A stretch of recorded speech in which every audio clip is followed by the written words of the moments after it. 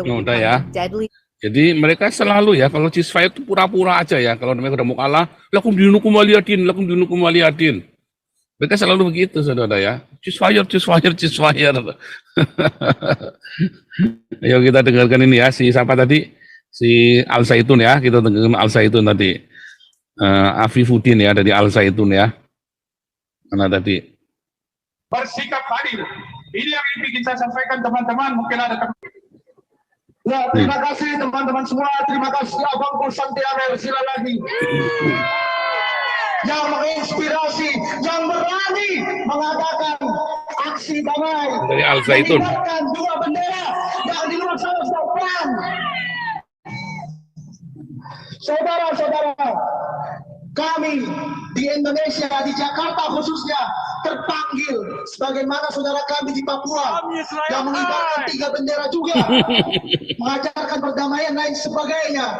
Padahal kita paham bagaimana keadaan di sana, tetapi untuk hati kemanusiaan, perdamaian, mereka lebih terpanggil daripada kita yang di DKI Jakarta, saudara. Saudara-saudara semua, perlu diketahui bahwa telah hilang di negara kita kemerdekaan beragama, kemerdekaan menyatakan pendapat, saudara. Betapa banyak rumah-rumah ibadah yang dibubarkan paksa oleh oknum yang lakunya orang beragama, saudara. Bahkan dilindungi oleh ormas yang menjual legalisasi agama, saudara. Bahkan saya di sini yang kemarin saat itu mendemo di Majelis Ulama Indonesia, yang dimana Syekh Panji Gumilang, seorang pemikir, seorang bapak bangsa yang berani melanjutkan ajaran daripada Al-Mukarram Kiai Haji Abdurrahman Wahid. Beliau dipersekusi, beliau dikatakan sebagai penista agama, bahkan sampai saat ini beliau sedang disidang, saudara. Saya mohon doa dari para peserta untuk guru kami Syekh Panji Gumilang agar Allah mudahkan segala urusannya dan Allah balas segala kezalimannya itu. Orang-orang yang telah menggunakan agama sebagai alat politisasi, terlebih lagi menuju Pilpres 2.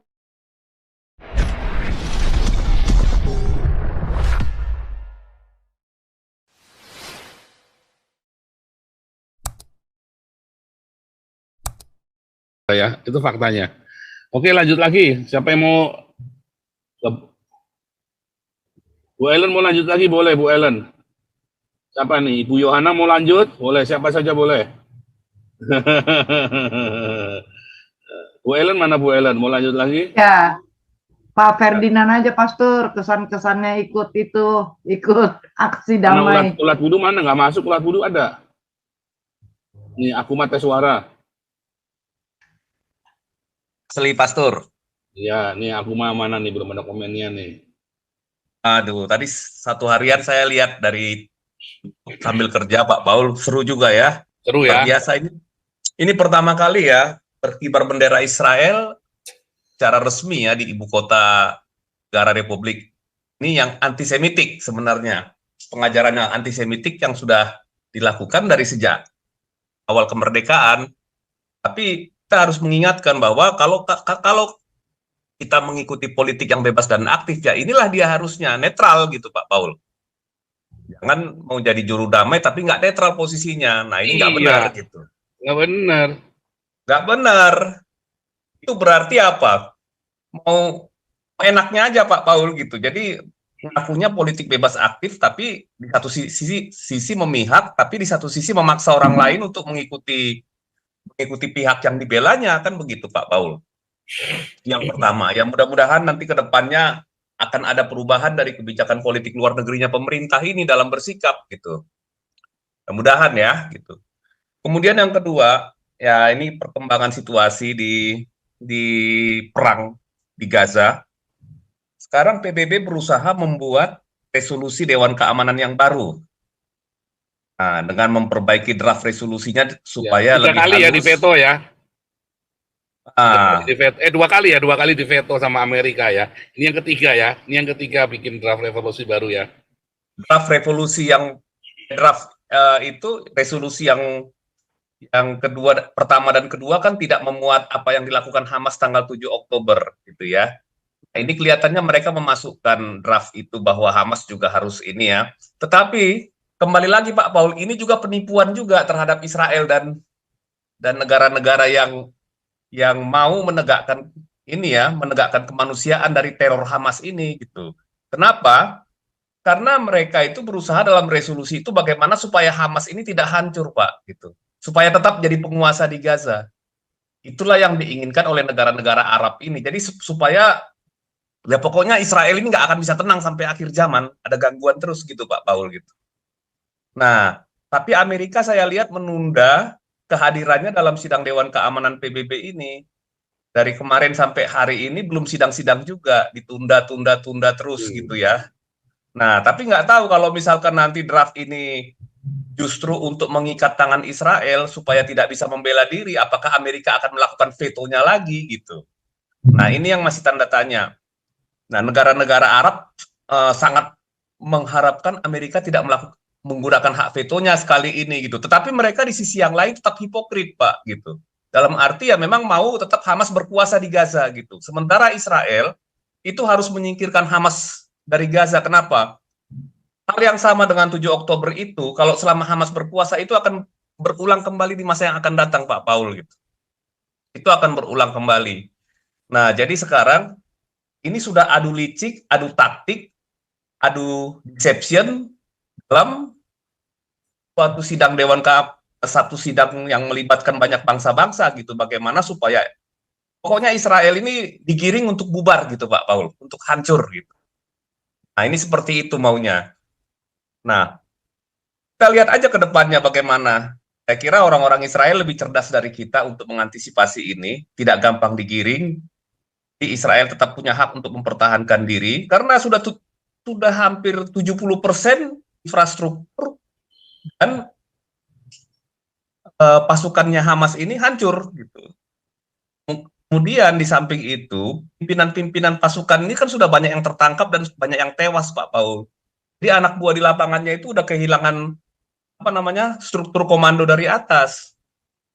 Nah, kemudian gencatan senjata ini di satu sisi akan membuat teroris Hamas ini bisa regrouping kembali, grup gitu dalam militer ya, untuk mengelompok kembali, mengatur strateginya. Karena begitu dikasih kesempatan gencatan yang kemarin, itu rumah-rumah itu diatur Pak, di mana mereka naruh senjata, di mana mereka naruh jebakan booby trap, di mana mereka naruh posisi penembak jitu dan sniper, dan itu sudah ya menyebabkan korban di tentara IDF sendiri. Jadi kalau IDF kasih nafas lagi ya habis gitu. Jadi yang mereka akan lakukan itu sekarang begini Pak, supaya ada korban di antara sandera ini, entah itu karena salah tembak yang tiga sandera kemarin tewas itu, supaya Israel itu pemerintahnya itu terdesak oleh demo-demo di dalam negeri untuk menghentikan perang. Itulah yang sekarang strategi yang dilakukan oleh teroris Hamas dan para pendukungnya di luar negeri ini gitu. Masuk di Wakanenen ini gitu. Akhirnya begitu Pak Paul. Silakan Pak. Kita pantau dulu ya. Ulang ya histori Hamas supaya ingat ya. Udah ya. Jadi mereka selalu ya kalau ceasefire itu pura-pura aja ya. Kalau mereka udah mau kalah, lakum dinukum waliyadin. Mereka selalu begitu, saudara ya. Ceasefire. Ayo kita dengarkan ini ya, siapa tadi? Si Al Zaitun ya, kita dengarkan Al Zaitun tadi. Afifuddin ya, dari Al Zaitun ya. Mana tadi? Bersikap hadir. Ini yang ingin saya sampaikan teman-teman, mungkin ada ya, terima kasih teman-teman semua, terima kasih Abang Santiago, sila lagi. Yang menginspirasi, yang berani mengadakan aksi damai. Dari Al Zaitun. Dua bendera yang di luar sana perang. Saudara-saudara, kami di Indonesia, di Jakarta khususnya, terpanggil sebagaimana saudara kami di Papua yang mengibarkan 3 bendera juga, mengajarkan perdamaian lain sebagainya. Padahal kita paham bagaimana keadaan di sana. Tetapi untuk hati kemanusiaan, perdamaian, mereka lebih terpanggil daripada kita yang di DKI Jakarta, saudara. Saudara, saudara semua,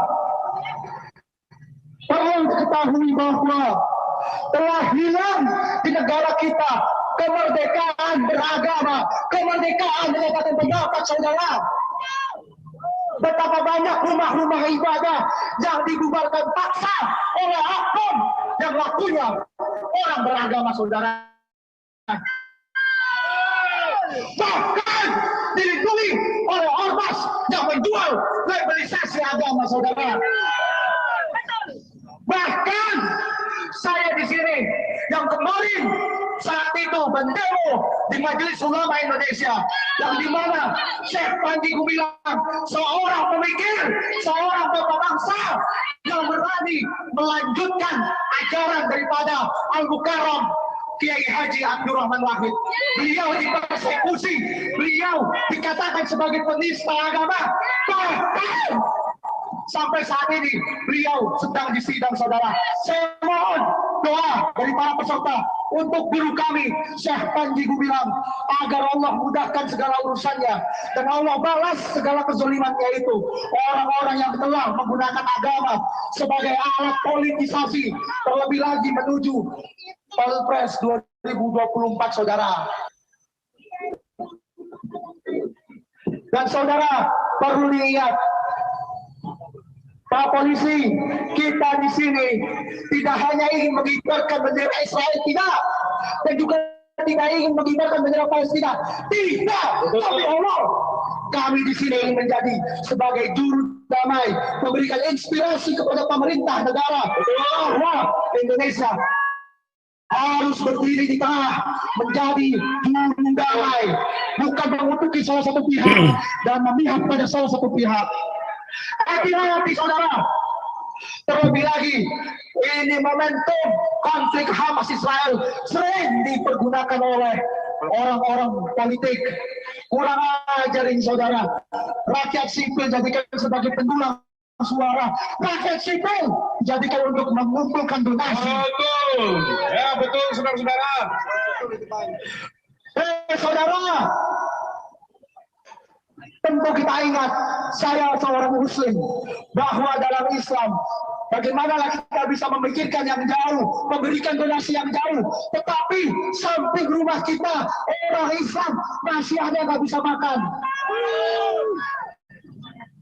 Gak usah mikir jauh-jauh negara lain, tapi makmurkan dulu negara rakyat Indonesia, saudara.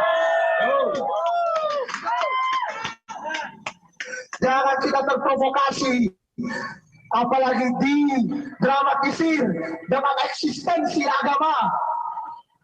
Demi Allah, jika Tuhan Maha Kasih, maka mustahil Tuhan punya musuh. Betul, betul. Tuhan Maha Rahman, Maha Penyayang, mana mungkin Tuhan punya musuh. Sehingga jika ada sekelompok kiai, ulama, ustadz mengatakan ini adalah musuh Tuhan, karena Tuhan tidak pernah memiliki musuh, saudara. Dia hanya covernya sebagai seorang sosok beragama. Agamanya hanya di baju, tapi tidak masuk ke dalam hati, saudara. Saya di sini memutuskan untuk bergabung bersama Galarua, bukan berarti apa-apa, tapi ini merupakan keresahan bersama. Terima kasih, betul. Oleh karena itu, marilah kita suarakan perdamaian, suarakan bahwa Indonesia adalah menjadi negara juru damai untuk perdamaian Israel dan Palestina, saudara. Sekian dari saya, selanjutnya dari Molina. Oke nih, ini yang kita tunggu-tunggu, Direktur Galarua, ini baru dilepas.